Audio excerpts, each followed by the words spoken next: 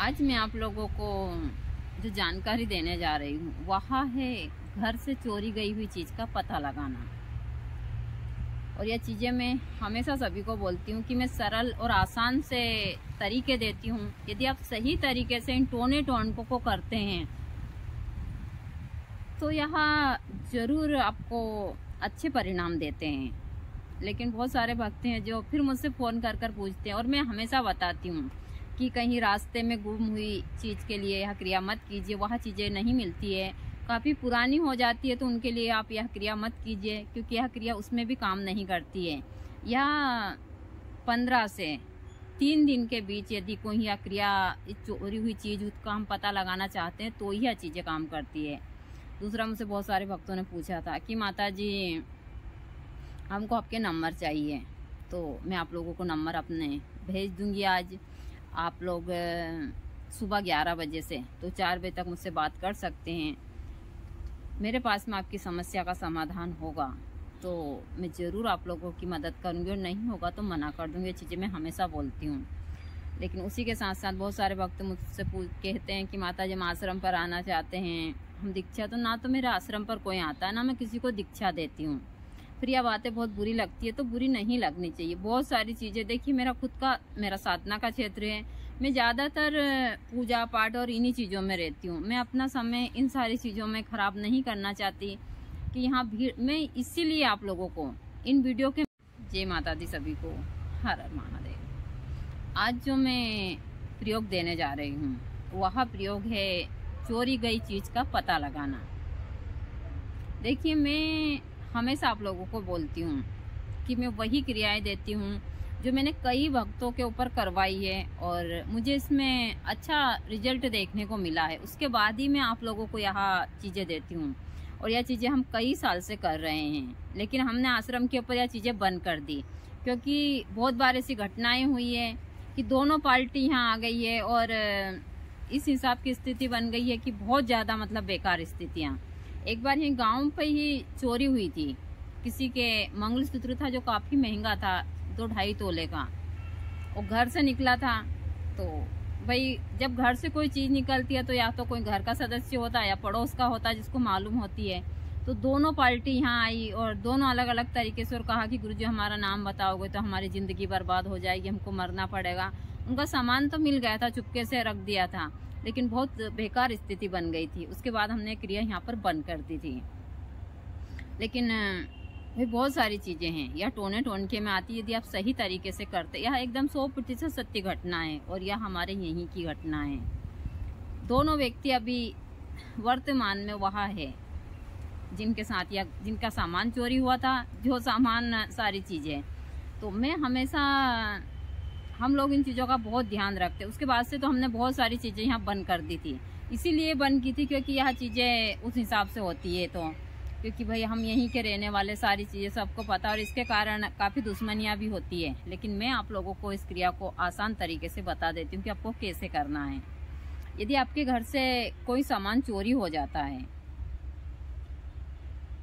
तो आपको यह क्रिया 3 दिन के अंदर अच्छे तरीके से आप कर देते हैं इसको, तो आपका सामान जरूर वापस आ जाएगा। चाहे घर से, दुकान से, फैक्ट्री से, जो भी कोई भी सामान, सोना चांदी, पैसा या अन्य दूसरा सामान भी यदि आपका चोरी हो गया हो तो आप इस क्रिया को कर कर जरूर देखिएगा। आप एक चीनी की प्लेट लीजिएगा। चीनी की प्लेट में मीठा पान का बीड़ा, और यह क्रिया आपको कंटिन्यू 7 दिन तक करनी है और शाम के समय करनी है। और जब यह क्रिया करें तो आसपास के सभी लोगों को, जो आपके यदि दुकान है, फैक्ट्री है, तो आप सब बता दिए किस चीज़ का हाथ मत लगाइए। आप उस पान के बीड़े को, मीठे पान के बीड़े को उस चीनी की प्लेट में रखकर एक सफ़ेद कागज़ की पर्ची के ऊपर यह लिखिए कि जो यह पान का बीड़ा उठाएगा वह हमारा सामान वापस लाएगा। ऐसा बोलकर उस पर्ची को आप उस प्लेट में रखिए। उसके ऊपर वह पान का बीड़ा रखकर जहाँ से आपकी चीज़ चोरी हुई है वहाँ रख दीजिए।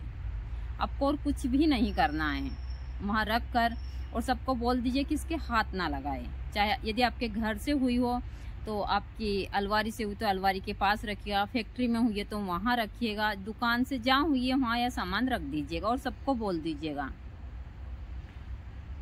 दूसरे दिन शाम के समय उस पान के बीड़े को हटाकर किसी बर्तन में सुरक्षित रख दीजिए और वहाँ फिर दूसरा पान का बीड़ा रख दीजिए। प्रतिदिन आपको पान का बीड़ा बदलना है और वो पर्ची के ऊपर नाम भी प्रतिदिन लिखना है। यही बोलना है कि जो हमारा काम करेगा वही यह बीड़ा उठाएगा। यह कहते हुए आप 7 दिन तक कंटिन्यू क्रिया कीजिए। यदि आपने सही तरीके से इस क्रिया को कर दिया तो 3 दिन के अंदर ही आपकी चोरी गई हुई चीज का पता चल जाए। या तो वह चोर आपका सामान आपके घर फेंक कर चला जाएगा या फिर किसी कारणवश वह आपका सामान का पता चल जाएगा कि आपका सामान कहाँ है, कौन लेकर गया। दूसरा, जब 7 दिन हो जाए और आपका सामान का पता ना चले तो फिर सारे पान को इकट्ठा कर रात्रि के समय आप दक्षिण दिशा में जाइए। दक्षिण दिशा में जाकर आप और कम से कम ज़्यादा नहीं तो 1 हाथ गड्ढा खोदिए। उस गड्ढे में वह सारे पान रखकर और बोलिए कि हे काल भैरव, हम यहाँ भेंट आपके हवाले कर रहे हैं। हमारी जो भी सामान हमारे घर से चोरी गया उसका हमको जल्दी से जल्दी आप पता लगाइए, हम आपसे प्रार्थना करते हैं। या करते हुए आप उसको जमीन में गाड़ कर उसके ऊपर मोटा सा पत्थर रखकर घर आ जाइए। कुछ ही दिन में आपकी सामान का कहीं से भी 15 से 20 दिन के अंदर पता चल जाएगा कि कौन लेकर गया सारी चीज। या तो वह व्यक्ति खुद आकर बताएगा, किसी कारणवश आपको 100% इस चीज का पता चल जाएगा। यह क्रिया एकदम सरल और आसान है, लेकिन हाँ, इस पान के बीड़े को कोई हाथ नहीं लगाना चाहिए या वहां से उठाकर फेंकना नहीं चाहिए। और जो यदि वो पान का बीड़ा वहां से गायब होता है तो फिर समझ लीजिए इसमें बहुत बड़ी उस हिसाब की चीजें होती है।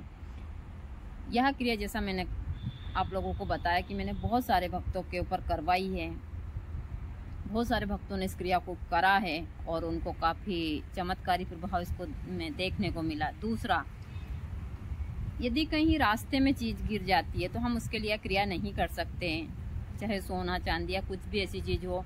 या फिर 15-20 दिन से पुरानी चीज़ें हो जाती है तो इसका कम पता लगता है, क्योंकि वो चीज़ का सारे जो नामो निशान है वो मिट जाते हैं। बहुत सारी चीज़ें, या कोई होता है कहीं बेच देता है, बहुत सारी चीज़ें होती है। लेकिन यदि जैसा मैंने बताया कि 3 दिन से तो आप 15 दिन के अंदर की चीज़ों के लिए करते हैं या तो ज़रूर आपको इस चीज़ का पता चलता है। मैं हमेशा तंत्र में एकदम सरल और आसान से प्रयोग देती हूँ आप लोगों को, ताकि आप इनको घर बैठे कर आसानी से इन चीज़ों का पता लगा सके, चाहे तंत्र की जानकारी हो या जड़ी बूटी की जानकारी हो। फिर मुझसे बहुत सारे भक्त पूछते भी रहते हैं, और जैसा मैं सभी को हमेशा बताती हूँ कि मैं तंत्र में कभी भी अंधविश्वास नहीं, और मैं खुद को सामने वाले को बोलती हूँ कि आप खुद ये क्रिया कीजिए। मैं नहीं बोलती हूँ कि नहीं मैं कर दूंगी, बहुत सारी चीज़ें हैं, मेरे आश्रम पर तो कोई आता ही नहीं है, ना मैं किसी को दीक्षा देती हूँ। बहुत सारे भक्त मुझसे नंबर मांग रहे थे, तो आज मैं आप लोगों को नंबर भी डाल दूंगी, चाहे यूट्यूब के ऊपर हो या फिर मेरे पेज के ऊपर हो। लेकिन मेरा समय है सुबह 11 बजे से, तो मैं 4 बजे तक बात करती हूँ। मेरे पास आपकी समस्या का समाधान होगा तो मैं ज़रूर करूँगी, नहीं होगा तो मैं मना कर दूँगी। दूसरा, मैं हमेशा बोलती हूँ कि आप लोग खुद से इन क्रियाओं को कीजिए। किसी के ऊपर वो मत कीजिए कि ना हम उससे करवा लें, इससे करवा लें।